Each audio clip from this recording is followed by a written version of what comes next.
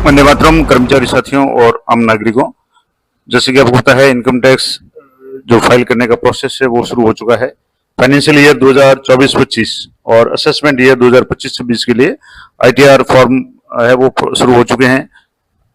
मैं आपको ITR form किस तरीके से भरना है वो लाइव करके बताऊंगा, लेकिन उससे पहले बहुत ही इंपॉर्टेंट बात, बहुत ही जरूरी बात आपको बताऊंगा, क्योंकि अगर आप सीधे ही अपना आईटीआर फाइल करेंगे तो लगभग संभावना है कि आप गलती करेंगे और उसके बाद में आपको इनकम टैक्स का नोटिस आ सकता है।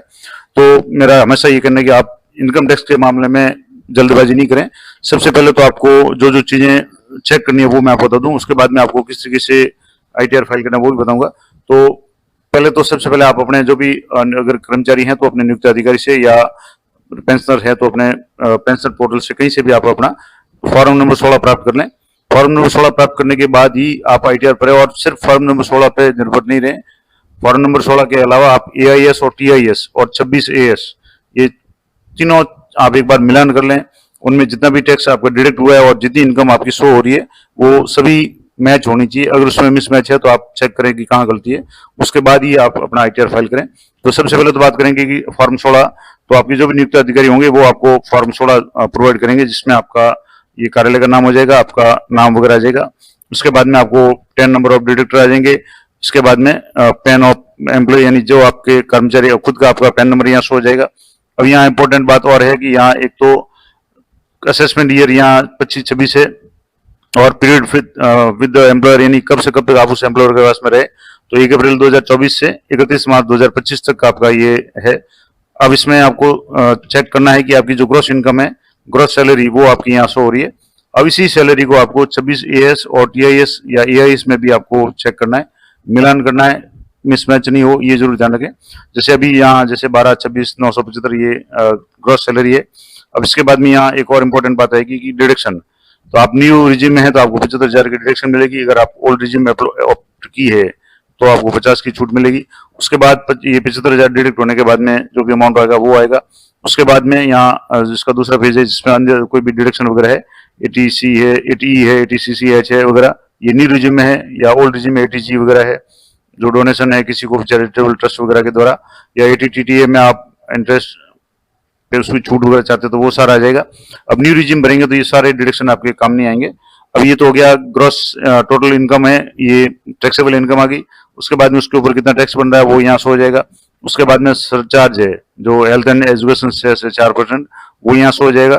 टोटल पेबल टैक्स जो आपके बन रहा है वो यहाँ से और दोनों जोड़ करके ये जैसे मान लो 75,709 बन रहा है, तो ये नेट पेबल टैक्स पेबल है, ये यहाँ शो हो जाएगा। इसके बाद में आपके जो भी वेरिफिकेशन है वो आपकी डीडीओ का वेरिफिकेशन आ जाएगा। इसका दूसरा पार्ट है, अब इसका पार्ट बी है। फॉर्म 16 का पार्ट ए और पार्ट बी दो होते हैं। अब यहाँ दूसरा जो है, इसमें आपको पहले में तो आपकी जो सैलरी क्रॉस पता चलेगी, दूसरे में आपको यहाँ टैक्स शो होगा। तो ये दोनों आप जरूर चेक कर लें।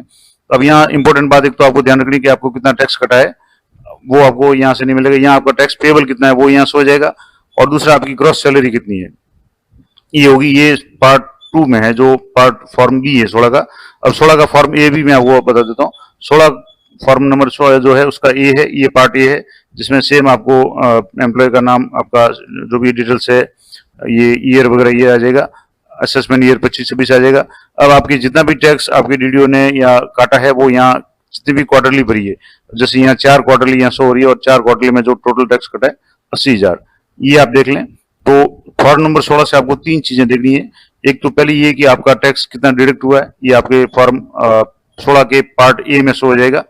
उसके बाद जो पार्ट इसमें मंथली वाइज क्वार्टरली भी यहाँ शो हो जाएगी। तो मेन तो ये देखना है पार्ट ए में। पार्ट बी में आपको आपकी ग्रॉस सैलरी चेक करनी है, आपकी कितनी ग्रॉस सैलरी है, और पार्ट बी में ही उसके लास्ट भाग में आपको अपना टैक्स कितना बन रहा है वो टैक्स यहाँ देख लेना है। जो टैक्स बन रहा है उससे अगर कम आपके टैक्स की कटौती हुई है तो निश्चित रूप से आपको चालान बना करके भरना पड़ेगा। तो ये जैसे यहाँ 75 है और टैक्स कटा है 80, तो टैक्स ज्यादा ही कटा है, और हमेशा मैं कहता हूँ कि टैक्स कुछ ज्यादा ही कटें ताकि आपकी कोई समस्या नहीं हो। तो ये तो हो गया फॉर्म आपके 16 नंबर, इसको आप जरूर चेक कर लें। इन तीनों की एंट्री को आपको कहाँ मैच करना है वो मैं आपको बताता हूँ। अब आपको इनकम टैक्स की साइट पे आकर के अपना लॉगिन करना है। अगर आपने रजिस्ट्रेशन नहीं किया हो तो पहले रजिस्ट्रेशन करना है। उसके लिए अलग से मैं वीडियो बना दूंगा किस तरीके से रजिस्ट्रेशन करना है, क्योंकि पहली बार अगर आप साइट पे लॉगिन करेंगे तो आपको पहले रजिस्ट्रेशन करना पड़ेगा।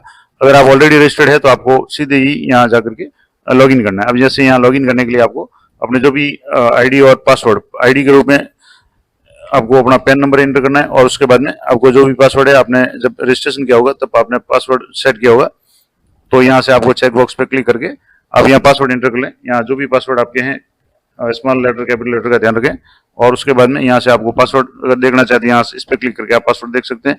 अगर पासवर्ड आपको याद नहीं है तो फॉरगेट पासवर्ड जाकर के आप पासवर्ड रिसेट कर सकते हैं। मैंने प्रत्येक टॉपिक पे इस पे वीडियो बना रखे हैं पहले भी। तो यहाँ से जैसे कंटिन्यू पर क्लिक करेंगे, अब जैसे यहाँ पासवर्ड मान लो रॉन्ग है तो यहाँ से अब कोई न कोई गलती होगी, तो यहाँ से जैसे ये 25 की जगह 15 हो गया तो यहाँ गलती होगी, तो अब यहाँ से ये आप लॉगिन हो जाए। अब लॉगिन हो जाने के बाद में आपको इस तरीके का पेज खुलेगा। अब यहाँ आपको असेसमेंट ईयर है वो आपको यहाँ से जैसे अभी 24-25 आ रहा है, तो यहाँ से आप नहीं करके मैं आपको बता दूं, यहाँ से जैसे ई फाइल में जाएंगे और यहाँ जा करके इनकम टैक्स, यहाँ फाइल इनकम टैक्स फॉर्म से इस पे जा करके आपको जो भी फाइल करना है वो आप करेंगे। सीधे आप यहाँ 24-25 पे क्लिक करेंगे तो आपको शो नहीं होगा।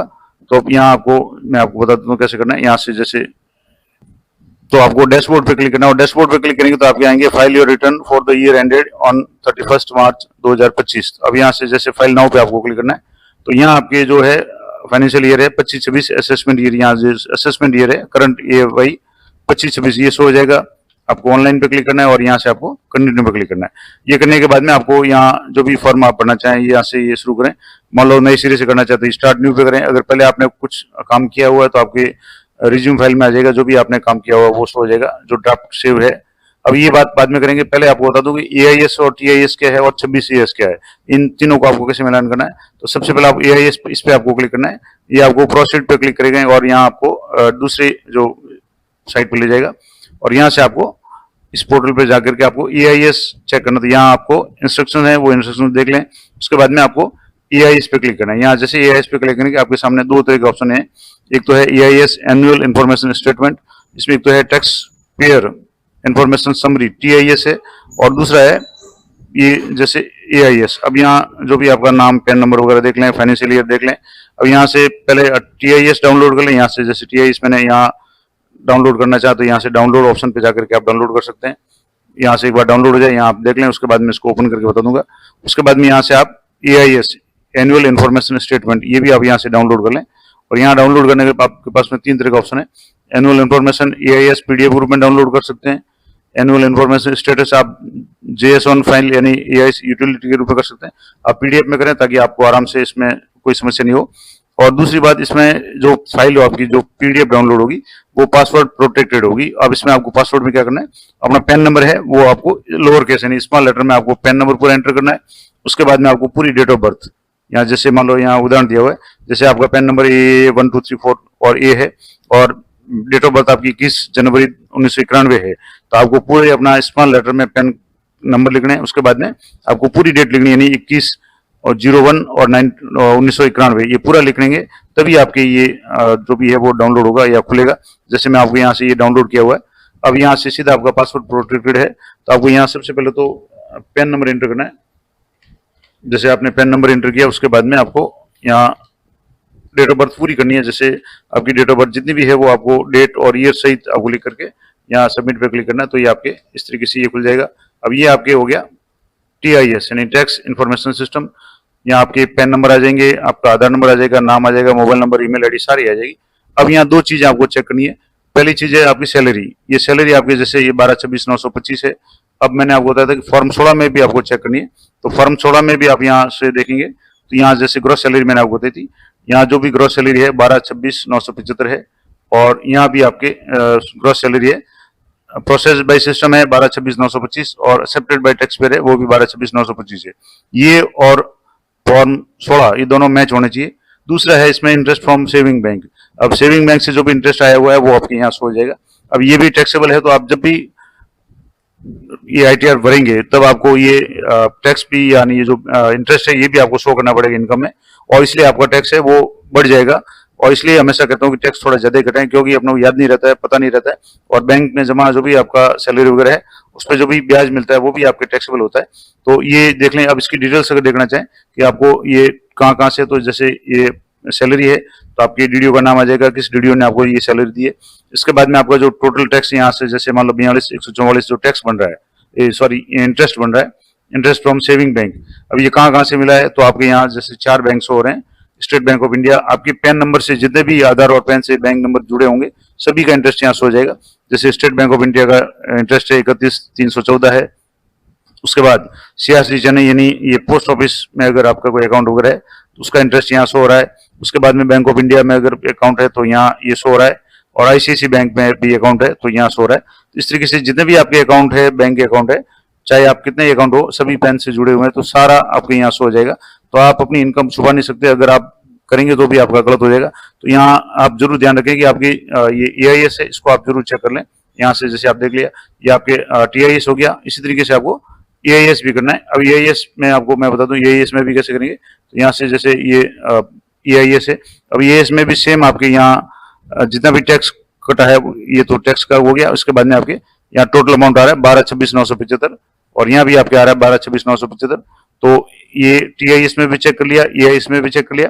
इसके बाद में आपका यहाँ से जैसे इंटरेस्ट है, जैसे बैंक ऑफ इंटरेस्ट अलग अलग है, SBI से इंटरेस्ट है 31 है, फिर ये पोस्ट ऑफिस से है, फिर ICICI बैंक से, बैंक ऑफ इंडिया से, इस तरीके से टोटल अमाउंट जो इंटरेस्ट का है वो हो जाएगा। EIS में और भी क्या चीज आपको शो होगी, तो EIS में आपको जो पिछले साल का आपका जो भी टैक्स वगैरह था वो भी आपको शो हो जाएगा। आपने जैसे चालान नंबर पिछली बार चालान से जैसे 2000 प्लस 2000 टैक्स ये जमा कराया हुआ है वो भी शो हो जाएगा। इसके अगले भाग में आपको 24-25 असेसमेंट ईयर यानी गत साल का जो ECS था, आपका जो टैक्स रिफंड था, तो यहाँ जैसे 410 रुपए रिफंड हुए, ये 17/8/2024 को रिफंड हुए, तो ये भी आपके शो हो जाएगा। तो EIS में आपकी काफी चीजें शो हो जाएगी। आपकी कितना पिछली बार का रिफंड मिला है वो भी शो हो जाएगा, किस तारीख को मिला, पिछली बार आपने चालान वगैरह बनाया था तो वो भी शो हो जाएगा, और इस बार आपका कितना इंटरेस्ट बन रहा है वो शो हो जाएगा, और आपका टोटल सैलरी या टोटल ग्रॉस इनकम कितनी है वो शो हो जाएगी। अब आपको देखना है कि आपका टैक्स कितना कटा है, उसके लिए आपको 26 ES निकालना है। तो 26 ES कैसे निकालेंगे, तो यहाँ आपको यहाँ से जैसे ई फाइल्स में जाएंगे और इनकम टैक्स रिटर्न्स में यहाँ से क्लिक करेंगे, तो यहाँ नीचे ऑप्शन मिलेगा आपको, यहाँ income tax file return, view file return, e verify, और नीचे ऑप्शन है व्यू फॉर्म 26 ES, इस पे आपको क्लिक करना है। तो आपको यहाँ डिस्क्लेमर आएगा और आपको कंफर्म पे क्लिक करना है, ये आपको एक दूसरे साइट पे ले जाएगा। अब यहाँ आप किस तरीके से खुलेगा, तो यहाँ आपको चेक बॉक्स पे क्लिक करना है, I agree to usages and acceptance of form 16A और A फ्रॉम ट्रस्टेज, और यहाँ से आपको प्रोसीड पे क्लिक करना है। यहाँ से प्रोसीड पे क्लिक करेंगे। अब यहाँ नीचे दो ऑप्शन है, तो यहाँ आपको view tax credit form 26 ES है एनुअल स्टेटमेंट, ये आपको क्लिक करना है। यहाँ जैसे क्लिक करेंगे तो आपको असेसमेंट ईयर यहाँ सिलेक्ट करना है। अब जैसे फाइनेंशियल ईयर 24-25 था, असेसमेंट ईयर 25-26 है, यहाँ से 25-26 सिलेक्ट कर लें। व्यू एज यहाँ से जैसे HTML कर लें, यहाँ से जैसे HTML कर दिया, उसके बाद में व्यू और डाउनलोड करेंगे। अब व्यू खाली करेंगे तो आप किस तरीके से यहाँ डिटेल्स हो जाएगी, आपका कितना टैक्स कटा है, जैसे यहाँ 80,000 या 80,000 शो हो रहा है, और जो भी टैक्स अगर कोई कटा तो वो शो हो जाएगा। लेकिन आप PDF में डाउनलोड करना चाहें तो व्यू के बाद में यहाँ एक ऑप्शन है एक्सपोर्ट एज PDF, तो एक्सपोर्ट एज PDF पे आप क्लिक करेंगे तो आपकी यहाँ PDF है वो डाउनलोड हो जाएगी। अब इस PDF को आप जैसे ओपन करेंगे तो आपका पूरा 4 पेज का ये 26 ES है वो शो हो जाएगा। ये एनुअल टैक्स स्टेटमेंट है, आपका पैन नंबर, नाम, और इसके अलावा यहाँ से फाइनेंशियल ईयर 24-25, असेसमेंट ईयर 25-26 आ जाएगा। अब आपको यहाँ चेक करना है कि ये आपके DDO का नाम है, डिडक्टर का नाम है, पैन नंबर डिडक्टर के, और आपका टोटल टैक्स डिडक्टेड, ये जैसे यहाँ शो हो रहा है 80,000, ये 80,000 है। अब ये क्वार्टरली वाइज शो हो रहा है किस किस महीने में कितना टैक्स कटा है, जैसे 8,000 कटा है, किसी महीने में 16,000 कटा है, तो इस तरीके से ये जैसे मतलब 80,000 टैक्स कटा है। अब इसको भी आपको फॉर्म 16 से मिलान करना है। यहाँ मैंने आपको बताया था कि फॉर्म 16 में पार्ट बी में तो आपको इनकम मिलेगी, और फॉर्म 16 का जो पार्ट ए था, यहाँ आपको देखना है पार्ट ए जो था, इसमें 4 क्वार्टरली में जो भी टैक्स जमा हुआ है ये आपके यहाँ 80,000 हो रहा है।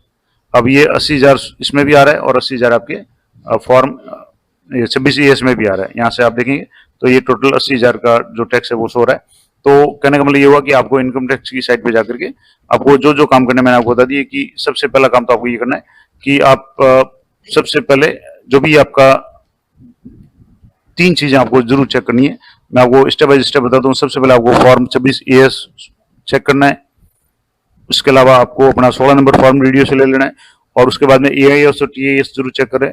इन सभी में आपका ग्रॉस सैलरी, आपका जो भी इंटरेस्ट वगैरह है वो, और आपकी टैक्स कितना बना और कितना टैक्स डिडक्ट हुआ, ये सारे मैच कर लें। सारी चीजें सही हो तभी आप ITR फाइल करें। अगली वीडियो में आपको ITR फाइल करने का पूरा प्रोसेस लाइव करके बताऊंगा।